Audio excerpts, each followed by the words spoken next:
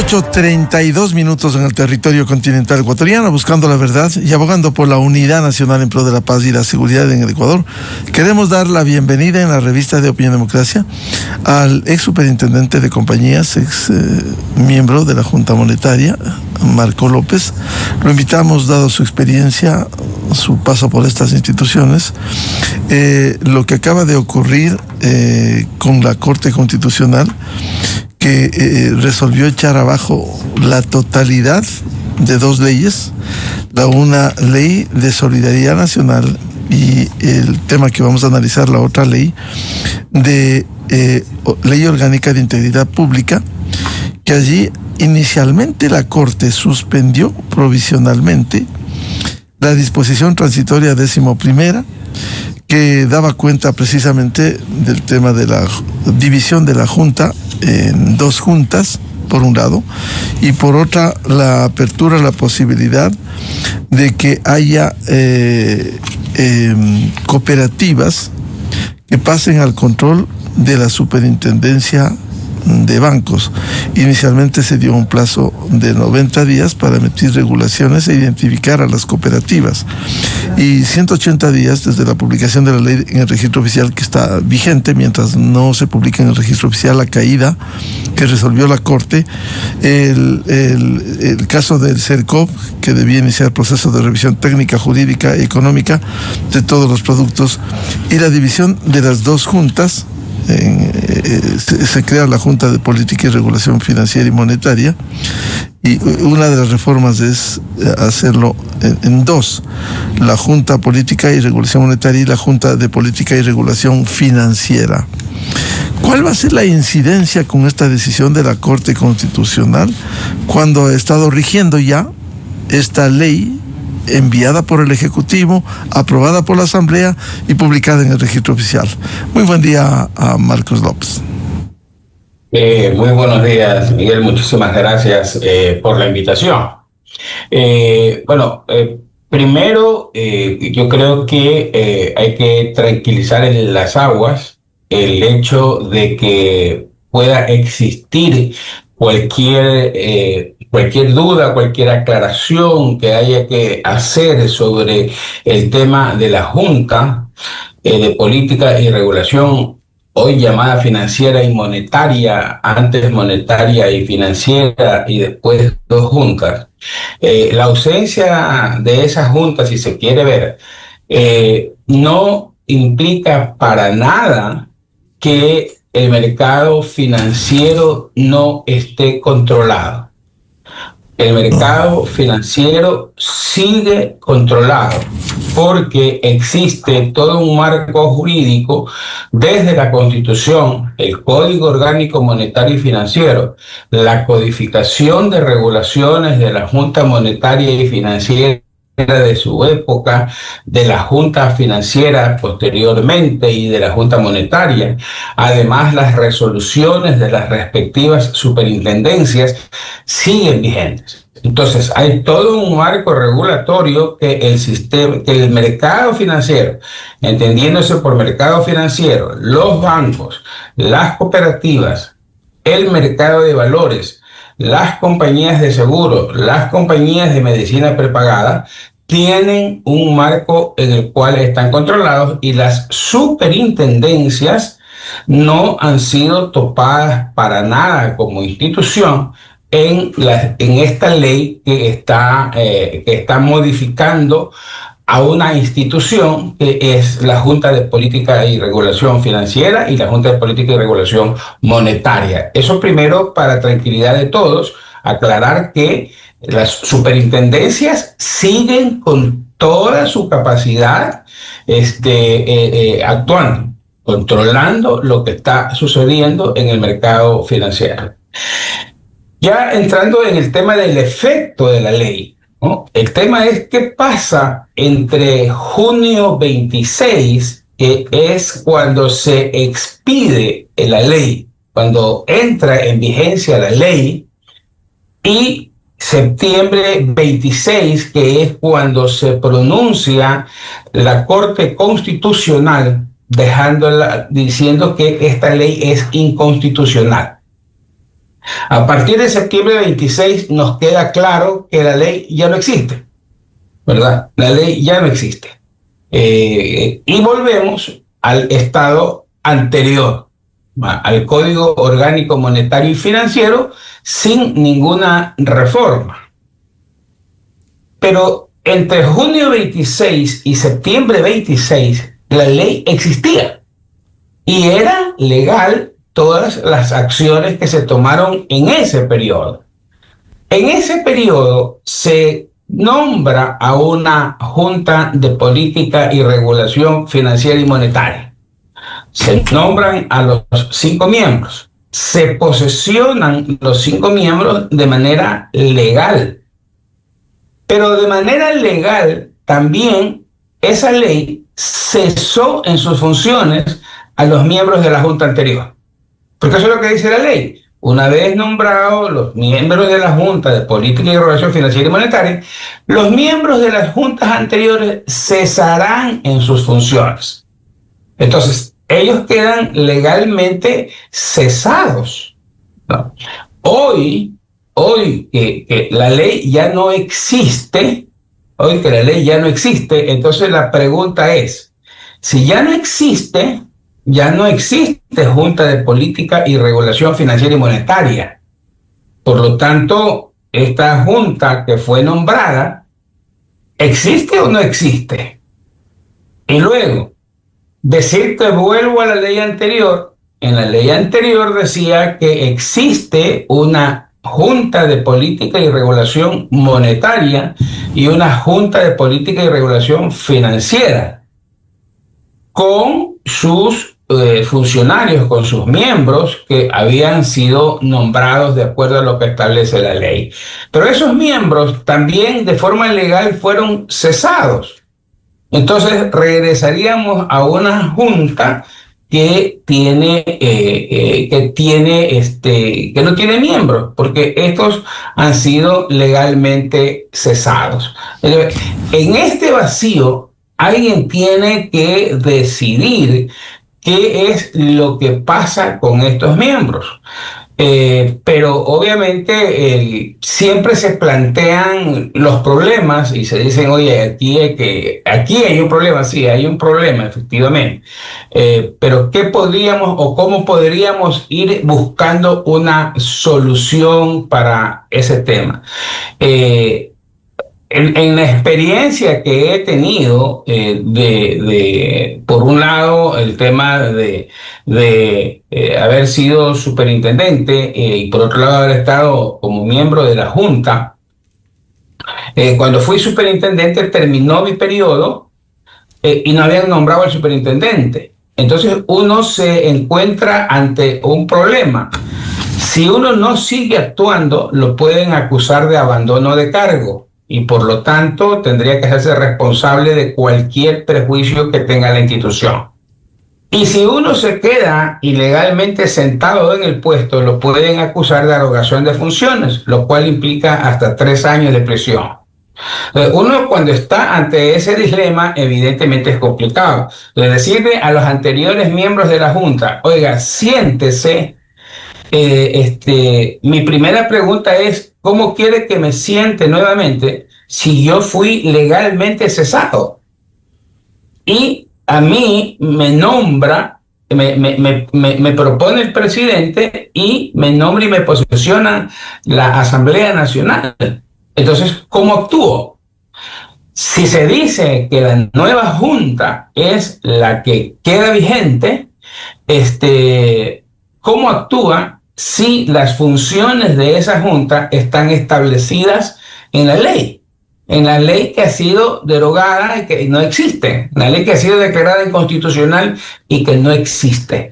Entonces, en mi opinión, y obviamente pidiendo las disculpas correspondientes, porque yo no soy abogado, soy ingeniero comercial, pero he estado muy expuesto a todos estos temas jurídicos. Yo creo que la salida urgente en este momento es que el señor presidente de la República presente los nombres para los miembros de las 2 juntas que en este momento legalmente existen, para la Junta de Política y Regulación Monetaria, y los nombres para los miembros de la Junta de Política y Regulación Financiera, que los presente de manera urgente a la Asamblea, rápido, y que la Asamblea nombre y posesione a esos nuevos miembros, con lo cual yo creo que se rompería esta acefalía que queda en este momento.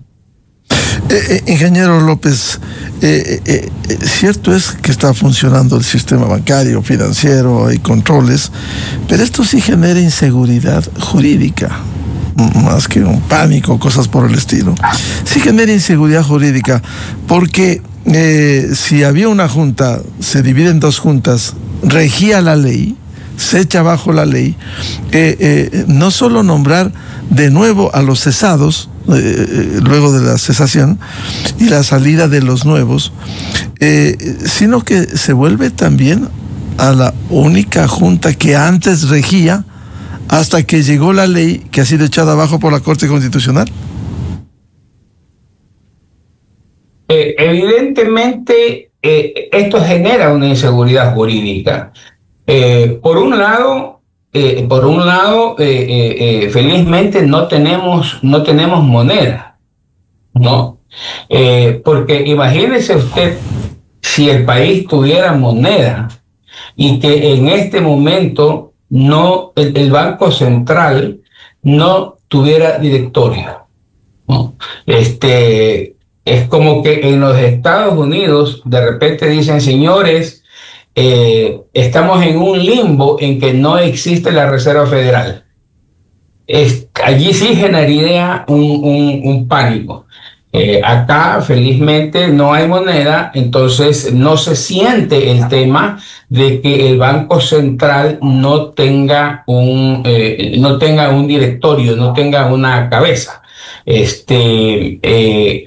El mercado financiero siempre camina bastante rápido, se generan nuevos productos, se generan hechos que deben ser regulados, que deben ser o circunstancias que en un momento determinado hacen que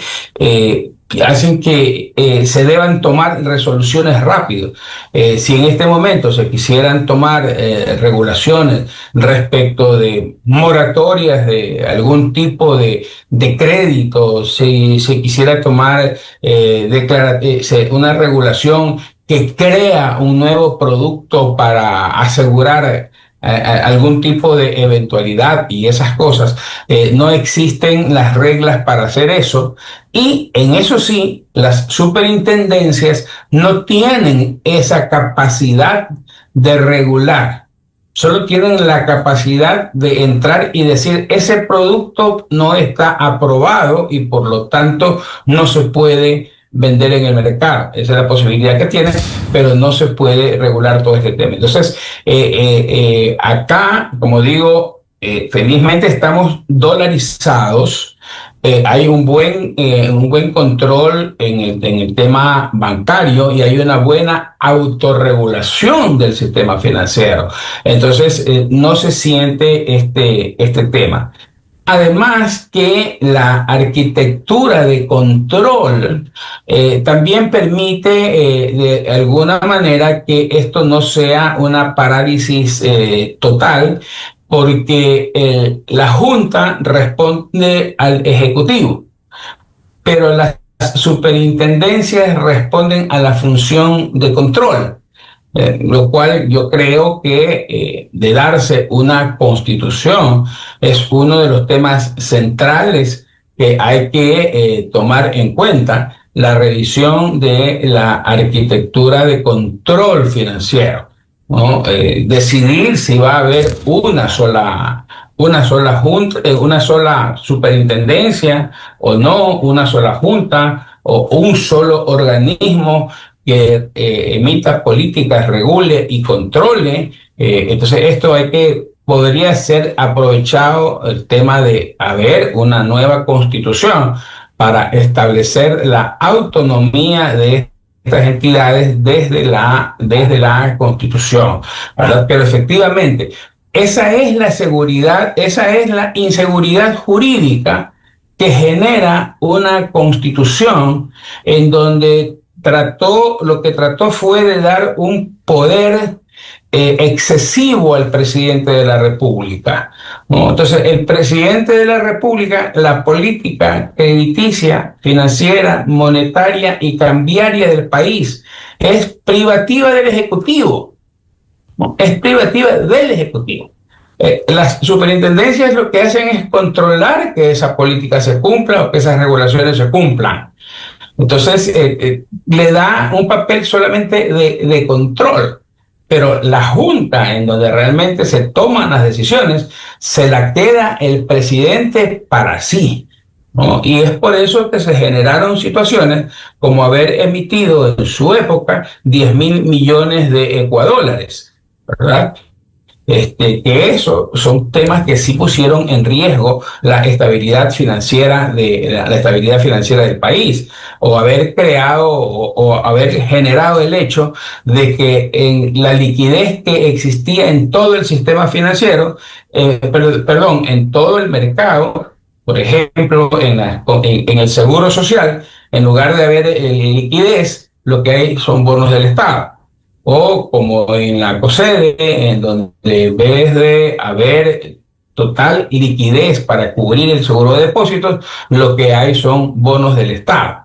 Entonces, ¿por qué? Porque el que emite la regulación estaba bajo la presidencia del ministro de Finanzas. Imagínense lo que sucedía en esa época, ¿verdad? Entonces, esa arquitectura de control, yo creo que es el momento de poderla revisar si es que existe una nueva constitución y que no genere, que tenga la autonomía suficiente en la constitución para que no genere justamente estos movimientos que van al compás de lo que en un momento pueda decir algún organismo internacional, que primero existía una junta, no le gustaba una junta, quería dos juntas, ahora quiere de nuevo una junta, y lo digo porque eso está es un tema conocido de los requerimientos que tiene el Fondo Monetario Internacional, pero en el fondo,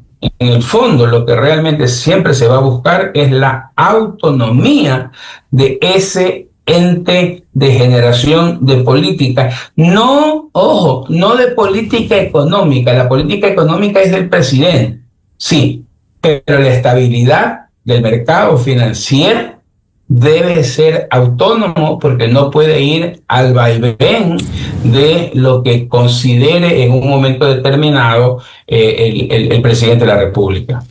Ingeniero López, ahora, ¿en qué queda si se echa abajo esta ley que rigió virtualmente por 2 meses? Dispuso a la Junta que tiene un plazo de 90 días a partir de eso para emitir regulaciones para identificar a las cooperativas de ahorro y crédito que deben transformarse en sociedades anónimas del sector financiero bajo supervisión de la Superintendencia de Bancos. Y el argumento era proteger los ahorros y aportes de la ciudadanía y preservar la estabilidad financiera según la transitoria 11ª. ¿En qué queda? Esto queda en nada. Queda en nada. Todo lo que dice la ley orgánica de integridad pública se entiende en este momento como no escrita, porque ha sido declarada inconstitucional toda la ley. Hay ocasiones en las que se declara inconstitucional una parte, un artículo, un capítulo, lo que sea, pero acá ha sido declarada inconstitucional toda la ley. Por lo tanto, todo lo que dice en la ley orgánica de integridad pública se entiende en este momento como no escrito. Es decir, nada de lo que está allí existe. El problema... Aunque haya regido, ingeniero López, aunque haya regido 2 meses, rigió 2 meses. Bueno, lo que sucedió durante esos meses, entre junio 26 y septiembre 26, son actuaciones legales. Porque como funcionario público, yo puedo ver una ley que sea flagrantemente inconstitucional y yo no puedo decir no aplico la ley, porque alguien me dirá, oiga, ¿y usted quién es para declarar inconstitucional ese artículo y no aplicarlo? Porque el único que puede declarar inconstitucional es la Corte Constitucional. Por lo tanto, la ley estuvo vigente entre junio 26 y septiembre 26. Todos los actos que se realizaron en ese periodo, y de hecho así lo interpreta la Corte Constitucional siempre, son válidos. Bueno, es como decir, ¿sabe qué? Por ejemplo, las revisiones que se dieron en los temas impositivos. En este momento ya no surten efecto. Quedan sin efecto todas esas revisiones. Eso no puede ser, porque las revisiones fueron legalmente hechas. Y de manera legal, esas deudas fueron extinguidas. Por lo tanto, no pueden volverla a hacer nacer esas deudas, ¿no? Claro, hubo un proceso de remisión en 2 meses, ingeniero. Proceso de remisión de obligaciones quienes presentaron, porque esto era hasta fin de año. Los que presentaron en 2 meses, se consagra la remisión. El resto ya, como ya no rige, no funciona. Exacto. Como ya no hay, o sea, en este momento ya no hay remisión. O sea, no hay remisión. No hay forma de decir, oiga, yo llegué un día después. No hay ya remisión. Entonces, lo mismo sucede con la Junta. En este momento, todo se debe entender por no escrito. Entonces, ahí es donde viene el problema. Oiga, en esa ley, ese es el problema cuando no solo se reforman leyes, sino que se reforman instituciones. ¿Verdad? En este caso, no solo se reformaron otras leyes, sino que se reformó una institución, o sea, reformaron 2 instituciones que se formó luego, que se unió para conformar una sola. Entonces, aquí hay un movimiento de instituciones, una reforma de instituciones. Entonces, por eso es que genera esta inestabilidad, ¿no? Una cosa es que yo le diga, vea, hasta los que tenían que pagar multa en esos 2 meses, ya, pues si pagaron, pero ya de aquí en adelante eso ya no es una infracción, ¿no? Pero decir que antes habían 2 juntas y luego durante esos 2 meses hubo una, y ahora nuevamente decir, ya entiéndase, porque no existe, sino que lo que existe es el antiguo el Código Orgánico Monetario y Financiero sin modificarse, y por lo tanto existen 2 juntas, ¿no? Entonces esas 2 juntas, si esta es una opinión muy personal, si a mí me dicen, oiga, usted como era de la junta anterior, venga y siéntese porque usted de nuevo está en funciones, lo primero que yo voy a decir es, un ratito, claro, ya me cesaron. ¿Quién me posesiona si a mí me cesaron? ¿Quién me da una opinión? ¿Quién me da una seguridad jurídica para mis actuaciones? Porque yo me tengo que sentar a actuar. Y si yo actúo en contra probablemente de algún interés por allí, me puede denunciar por arrogación de funciones. Porque me va a decir, bueno, ¿y usted a cuenta de qué está sentado allí? Si usted fue cesado de manera legal en el periodo entre junio 26 y septiembre 26, ¿a cuenta de qué está usted allí? ¿Verdad? Ese, como digo, es una opinión muy personal y una reflexión que yo me haría siendo miembro de la anterior junta, y que me digan, la anterior junta sigue existiendo. Sigue existiendo la institución, pero los funcionarios siguen siendo los mismos. Esa es la gran pregunta, porque esos funcionarios legalmente fueron cesados legalmente. Entonces, aquí alguien va a tener que dar la base legal para que las personas actúen, si es que quieren regresar a las mismas personas, para que actúen de una manera tranquila, ¿verdad? Y tengan su seguridad. Si no, lo más expedito y legal que se hace, porque además los funcionarios que estaban allí estaban en funciones prorrogadas, ¿verdad? Entonces, no es que los está sacando el presidente de la República, han sido cesados de manera legal, pero además estaban en funciones prorrogadas. Por lo tanto, el presidente bien puede en este momento mandar los nombres para los miembros de las dos juntas y con eso quedaría, se daría la tranquilidad jurídica a estas dos juntas, a la Junta Monetaria y a la Junta Financiera, con miembros que han sido legalmente nombrados, que pueden ser los mismos, ¿no? Que el presidente puede enviar los mismos nombres, eh, porque pueden ser reelegidos por una vez, así que puede reenviar los mismos nombres, más otros nombres que se completen, porque la Junta Monetaria, por ejemplo, estaba actuando solo con dos personas. ¿No? Solo estaba actuando con dos personas, entonces, y la Junta Financiera solo con tres. Por lo tanto, bien se puede en este momento nombrar los miembros de esas juntas y dar la tranquilidad de que existen esas instituciones, ¿no? ¿Y cómo queda el tema de las cooperativas? Porque con esta ley que ha sido echada abajo, se disponía, como le leí al ingeniero López, había un plazo para que se evalúe a las cooperativas que pudieran transformarse en sociedades anónimas del sector financiero y pasar al control de la superintendencia de bancos. Incluso eso generó, recuerdo, y esto fue público, una cooperativa de la SUAY indicó que estaba en desacuerdo y emitió un comunicado oficial con su postura. Dijo, esto pondría en riesgo la autonomía y modelo democrático del sector cooperativo. Y sabemos por los hechos que la Superintendencia de Economía Popular y Solidaria, que controla las cooperativas, se ha tenido, por ser una entidad nueva, se ha tenido su debilidad. Seguimos en ese estado de cosas controladas por la Superintendencia de Economía Popular y Solidaria, las cooperativas.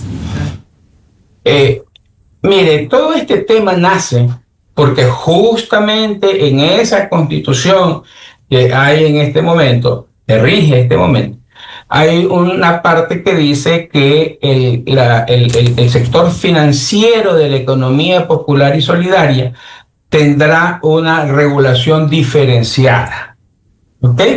Entonces, bajo ese escudo de tener una regulación diferenciada, se está confundiendo el tema y se está llevando a lo que se llama el arbitraje regulatorio. Esto dicho en castizo, en una forma fácil, yo voy a jugar, ¿verdad? ¿Y dónde son las reglas más fuertes? ¿En el indoor fútbol o en el fútbol? No, en el fútbol las reglas son más fuertes. Ahí hay posición adelantada, ahí hay penales, ahí hay foul, los tiros de esquina se cobran con el pie y todo lo demás. Entonces yo me inscribo en la liga de indoor fútbol. Ok, me inscribo en la liga de indoor fútbol, pero a cuenta de que estoy inscrito en la liga de indoor fútbol y de que la ley en ese lado se da cierta flexibilidad, entonces yo me hago una cancha de fútbol y yo me compro un balón número 5 y comienzo a jugar 11 jugadores contra 11 jugadores y quieren que se siga jugando algo que ellos lo llaman indoor fútbol, pero sin las reglas del fútbol. Entonces, eso es lo que no puede ser. Si las cooperativas son cerradas, entiéndase por cerradas, en las que existen los miembros de la cooperativa y entre ellos se ayudan, que eso es el cooperativismo, está bien que tengan su regulación diferenciada. ¿Por qué? Porque no perjudican a nadie más que ellos mismos.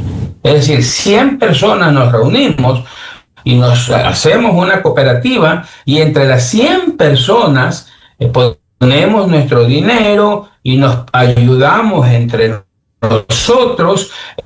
Bueno, alguien de alguna manera cayó mal no pudo seguir pagando. Los perjudicados solamente somos los 100 que estamos allí. Claro, en definitiva... ¿Aló? Sí, Sí. ingeniero López, en definitiva, con esta... Sí. El problema es que estas cooperativas se abrieron. Entonces hay las cooperativas abiertas y esas cooperativas captan del público. Entonces, al captar del público, ya los perjudicados no solamente son estos 100, ¿no? Sino que ya es el público en general. Claro, miles de socios. No es cuestión de quién lo controle. Claro, no es cuestión de quién lo controle, es cuestión de la regulación, ¿no? Si ellos captan del público, ¿por qué no tienen que encajar en la misma forma que encaja un banco? ¿Por qué no tiene que tener indicadores de liquidez en la misma condición que tiene un banco? Porque ¿en dónde estaría, por ejemplo, en una cooperativa la diferenciación de regulación?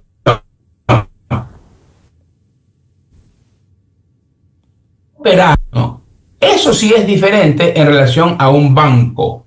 En un banco, si el banco le presta al accionista, se declara crédito vinculado y es un delito. Entonces, allí sí hay una regulación diferenciada. En la cooperativa le puede prestar al cooperado sin que eso signifique un crédito vinculado, ¿verdad? Pero no le puede prestar al cooperado una tasa preferencial que no se la da al público en general del cual también captó fondos, por ejemplo. Entonces, el tema no es de quién lo regula. Esto se discutió bastante en el tema del mercado de valores con el famoso ISPOL, ¿verdad? Con el famoso hecho del ISPOL. No, es que la superintendencia de compañías no sirve para regular, entonces hay que pasar la regulación a la superintendencia de bancos. Entramos a la superintendencia de compañías y se arregló el tema y la superintendencia de compañías, no el presidente de la República, la superintendencia de compañías recuperó más de 300 millones de dólares para el ISPOL a través de una resolución o de un acto administrativo que yo lo firmé y se recuperaron 300 millones. Entonces, no es cuestión de quién lo regula, ¿no? Es cuestión de lo que hace primero el que está sentado allí, si tiene la voluntad de hacerlo, y segundo, la regulación que tiene en sus manos. Entonces, cooperativas tan grandes que ya tienen activos que representarían ser el quinto banco del país, no pueden estar con el tema de que yo tengo la regulación diferenciada, entonces quedarme donde es más cómodo. Tampoco es muy fácil la decisión de decir hágase banco, porque ojo que en el banco hay un capital social que no existe en las cooperativas. ¿Y qué van a hacer? Volver a todos los cooperados, volverlos accionistas. En el momento en que vuelven a todos los accionistas cooperados, todos los créditos que le dieron a esos cooperados, ya siendo banco, van a tener que recuperarlos en un momento determinado porque van a ser créditos vinculados. Entonces, no es muy fácil decir, hágase banco para que vaya a la super de banco. Claro, es complejo, con la diferencia de que los bancos tienen un directorio y ellos tienen que responder. Luego de lo que vivimos desde la crisis del 2000, tiene que responder por eso. En la cooperativa, de alguna manera, todos son socios y los cientos de miles de socios, en algunos casos, no pueden responder ante eso.